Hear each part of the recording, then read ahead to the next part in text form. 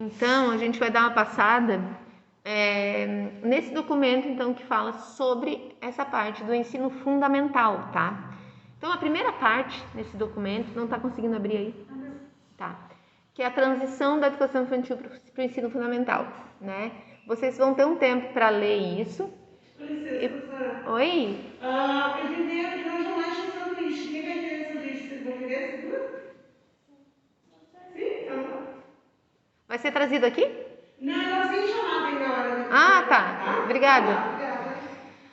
Então, a transição, né, entre as duas etapas da educação básica demanda muita atenção, né, para que haja um equilíbrio entre as mudanças introduzidas, garantindo integração, mas ao mesmo tempo que tem a integração entre uma coisa e outra, a gente vai usar muito a brincadeira, o brincar nessa transição, né, os jogos, as brincadeiras, a afetividade, o acolhimento, mas também a continuidade dos processos de aprendizagem da criança, né, respeitando as suas singularidades. Porque, veja bem, enquanto lá na educação infantil, depois quando tu lê lá a base mesmo, tu vai ver que o que é conteúdo na educação infantil? O que é a área de conhecimento na educação infantil? Se no ensino fundamental a área de conhecimento é linguagens, matemática, até mesmo ensino religioso, arte, né? Na educação infantil não é assim, não é com esses nomes. São 5 campos de experiência que eles chamam, tá? Em cada campo de experiência tem uma gama de coisas de habilidades que as crianças vão alcançar. Imagina que lá não existe nenhum tipo de avaliação em que as crianças saibam que estão sendo avaliadas, digamos assim. No ensino fundamental, de preferência, no começo, elas também que não saibam, né? Porque depois, quando a gente chegar na matéria de avaliação, vocês vão ver por que e como se faz isso. Mas essa, quer queira, quer não, é uma diferença, né? Da educação infantil para o ensino fundamental. Assim como tantas outras diferenças, a sala de aula, ficar mais tempo nas escolas como estão estruturadas, ficar na sala de aula, ter um professor que vai demandar aí mais trabalhinhos, né? A gente tem que cuidar muito nessa transição para não encher de folhinhas, né? Somente isso, né? A gente tem que desenvolver uma série de atividades que deem conta de uma transição, introduzindo algumas aprendizagens, né? Introduzindo algumas atividades que garantam, né, situações de aprendizagem, que garantam que a criança se desenvolva nesse sentido, tá? Então, esse texto aqui vai falando sobre isso, ó, respeitar as singularidades e as diferentes relações que elas estabelecem com o conhecimento, assim como a natureza da mediação de cada etapa, né? Torna-se necessário estabelecer estratégias de acolhimento e adaptação, tanto para as crianças quanto para os docentes, né? Deixa eu trocar aqui.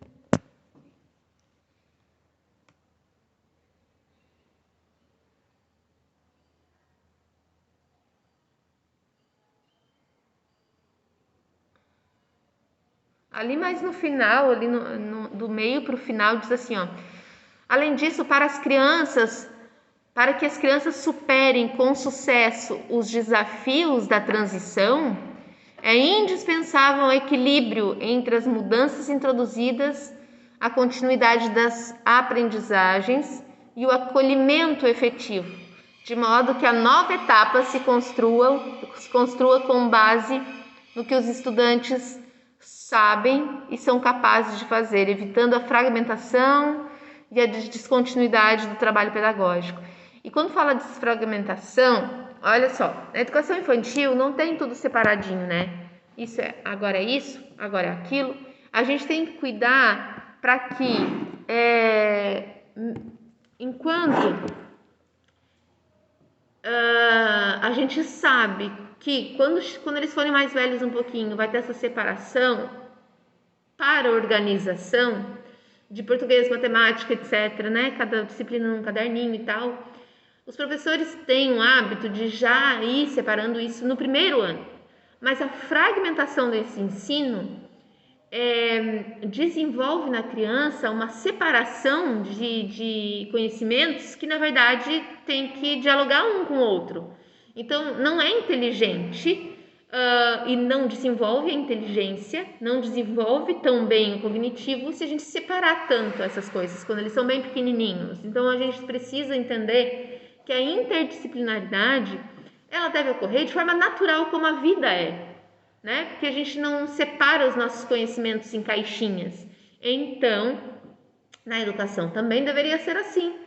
Enquanto que na história da educação teve um momento em que se dividiu tudo para organizar, acabou se dividindo demais os conhecimentos, como se eles não tivessem nenhum contato um com o outro, né? Imagina quando chega lá no 6º ano, que é um professor para cada disciplina, isso divide demais. Então, fica um pouco mais complicado para o professor trabalhar de forma interdisciplinar, porque tudo depende do trabalho do colega também, né? Da disponibilidade do teu colega, teu outro professor, teu colega. Enquanto que nós, até os anos iniciais ali, a gente consegue trabalhar de uma forma mais tranquila a interdisciplinaridade, porque é um professor só, embora seja importante para a criança entender a organização da separação das matérias, tá? Porque cada matéria tem a sua especificidade, mas todas elas dialogam, tá? Aqui embaixo aparece ainda a síntese das aprendizagens que as crianças devem ter alcançado ao final da educação infantil, dividindo os 5 campos de experiência. O primeiro é o eu, o outro e o nós. O que as crianças vão chegar no ensino fundamental tendo alcançado já por ter participado da educação infantil? Vão chegar assim, sabendo respeitar e expressar sentimentos e emoções, vai saber atuar em grupo e demonstrar interesse em construir novas relações, tá? Então, a princípio, a gente espera que a criança do primeiro aninho chegue na escola tendo alcançado essas aprendizagens aqui por ter cursado, embora vocês vão receber crianças que não tenham ido para a escola de educação infantil. Um detalhe, na legislação brasileira é obrigatório estar na escola a partir dos 4 anos de idade, tá? Existe uma fiscalização para isso? Não existe uma fiscalização de dizer assim, criança, por exemplo, um controle da educação no Brasil. Criança nasceu em tal ano tem que bater na porta daqueles pais e ver se essa criança está na escola. Não existe assim, mas existe a seguinte questão. Se um vizinho vai lá e denuncia que a criança já tem 4 anos e fica em casa sozinha ou sofre maus tratos, etc., o conselho tutelar vai ser alertado e vai saber, essa criança já tem 4 anos, tinha que estar na escola, daí vai ser encaminhado, entendeu? Então, assim, se houver qualquer tipo de intervenção aí em que o conselho tutelar, uma prefeitura, etc., souber de uma criança que tem 4 anos e está em casa, não está na escola, muito provavelmente essa família vai ser instruída a colocar essa criança na escola, entendeu? Tá? Se não tem uma fiscalização que vai bater lá na porta e dizer, teu filho já não está completando 4 anos, tem que botar na escola. Não, tá? Então é assim que se dá. Porém, né, a gente vai receber então crianças aqui na nossa realidade, em Torres. Provavelmente, se vocês fizerem um estágio no primeiro ano do ensino fundamental, vocês vão receber crianças que já participaram pelo menos do pré, que é a educação infantil também, pelo menos do pré, tá? Então a gente entende que elas deveriam ter alcançado essas aprendizagens aqui dos 5 campos de experiência. E aí, aquilo que a gente chama, e aí aqui tem os 5, tá? Em cada um deles, o que essas crianças deveriam ter alcançado. E o que a gente chama de avaliação diagnóstica, que é saber o que a criança chegou sabendo, né? A gente pode partir deste princípio no primeiro aninho. fazer atividades, desenvolver situações, brincadeiras, etc., para perceber o quanto a criança já desenvolveu em cada campo de experiência, né? Para a gente partir disso aqui para um desenvolvimento maior de aprendizagens, tá? E aí sim a gente chega em etapa do ensino fundamental propriamente dito, mais para baixo ali em vermelho, tá? E aí vai falar que o ensino fundamental no contexto da educação básica, né, que tem 9 anos de duração, é a etapa mais longa da educação básica, porque vai até os 14 anos, até o 9º ano, porém vocês sabem que vocês vão dar aula só até o 5º. Então, portanto, crianças, gente, que é uma etapa que vai pegar desde criança, né, até adolescentes, porém vocês vão pegar ali de 6 anos, nessa etapa, né, de 6 anos até 10 anos de idade, que também tem muita diferença. Uma criança de 6 anos, 7 anos, é bem diferente de uma criança de 10 anos. Os seus interesses mudam, as suas habilidades mudam, o desenvolvimento cognitivo está em outra fase, o desenvolvimento físico está em outra fase. Então, conhecer as etapas das crianças e o que fazer em cada etapa é muito importante, tá? Vamos lá. Mais para baixo um pouquinho, porque depois vocês vão ler isso aqui, né? Eu vou dando uma explicada aqui por cima. Vocês já leram, na verdade, que eu deixei ali, né, a semana toda. Quem não leu, daí vai lendo, tá? Tem um errinho aqui no meio, deixa eu tirar isso aqui.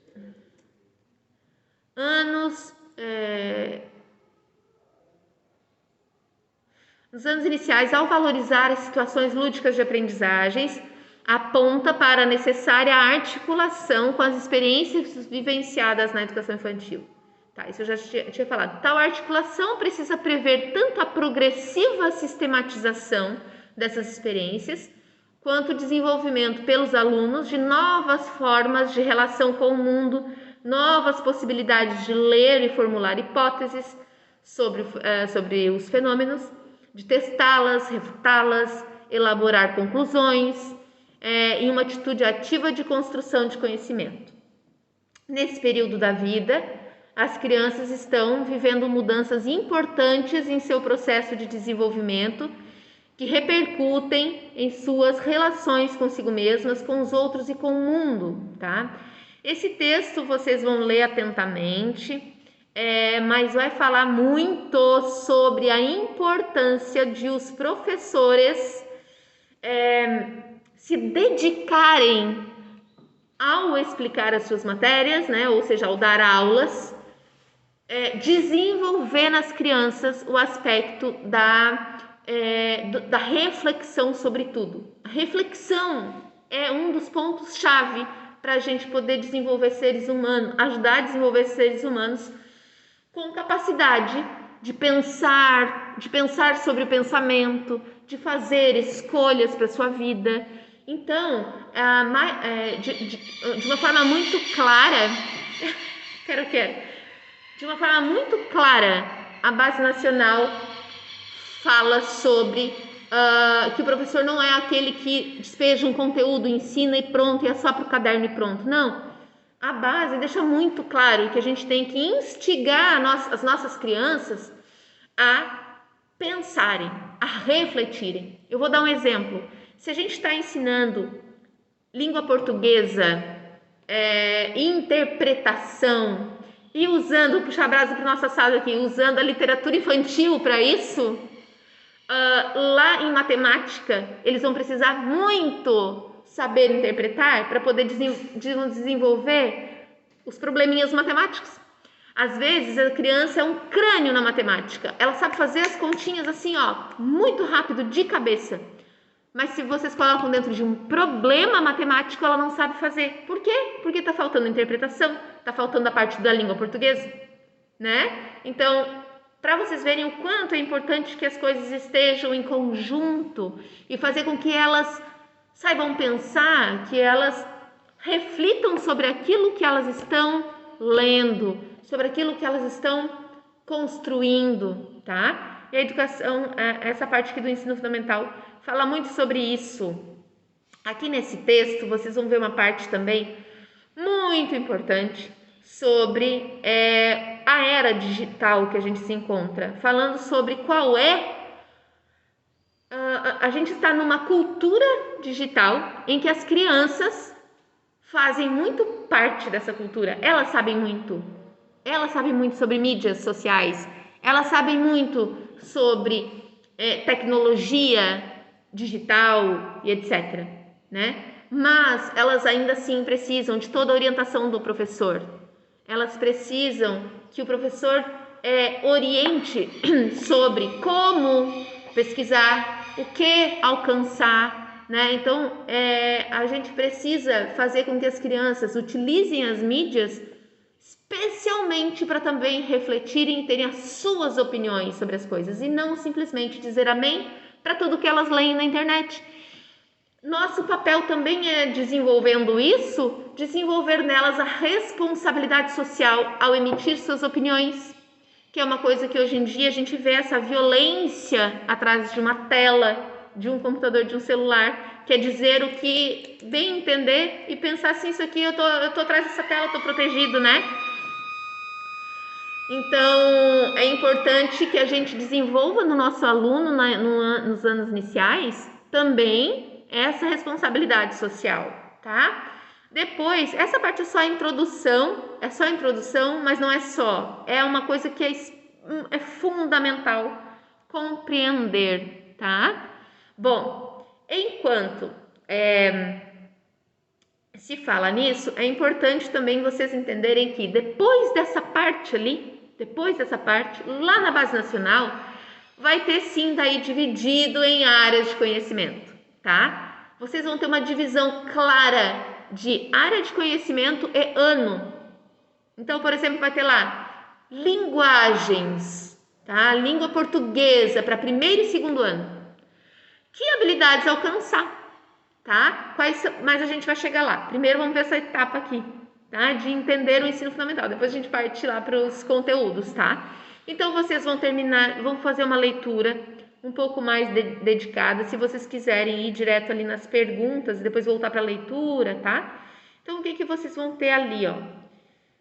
De tarefa para hoje. Além de ler isso, vocês vão ter as seguintes perguntas ali no Classroom para responder.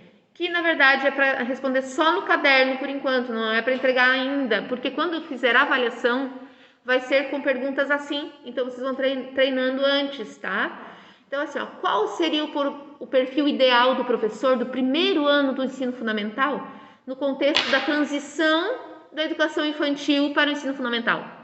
Então qual é esse perfil desse professor, né? Que a gente conversou antes e que vocês de qualquer forma lendo esse material que eu acabei de falar, já dá para entender que esse perfil desse professor tem que ser um professor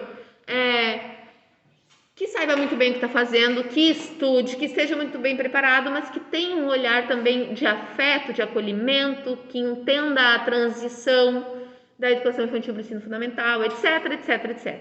2. Faça uma síntese das aprendizagens que as crianças deveriam ter alcançado ao final da educação infantil. Ok? Já está isso explícito no texto. Vocês podem resumir com as suas palavras sobre cada um dos 5 campos de experiência. Qual é o perfil dos alunos do ensino fundamental? Embora vocês vão trabalhar só com os anos iniciais, mas qual é o perfil desses alunos do ensino fundamental? Já são maiores? Já são como? Que transição que eles estão, tá? Qual o papel da escola frente à cultura digital no contexto do ensino fundamental? Está bem claro no texto, é só vocês interpretarem, colocarem com as suas palavras, tá? Qual é o foco da ação pedagógica nos 2 primeiros anos do ensino fundamental, no primeiro e segundo aninho? Isso está bem claro no texto também, o foco da ação pedagógica, tá? Vocês vão ler lá direitinho, tá lá no começo. É muito legal de ter essa percepção. Qual a posição da base nacional com relação a uma educação significativa para o aluno, que instigue a sua autonomia e capacidade de reflexão? Então, o que a base nacional coloca sobre isso? De uma forma geral, com as suas palavras, tá? 7. O ensino fundamental tem quanto tempo de duração? Obviamente que é 9 anos, mas eu coloquei ali para vocês lembrarem, porque é uma lei relativamente nova, né? Tá? Depois a gente vai fazer uma correção oral com todos, ou seja, eu vou tentar gravar aqui com vocês, né? Provavelmente fica para a próxima aula. Se vocês terminarem hoje, a gente já corrige hoje, mas se não, fica para a próxima aula. E aí eu gravo e posto para vocês aí que estão em casa, né? No online. Tá bom?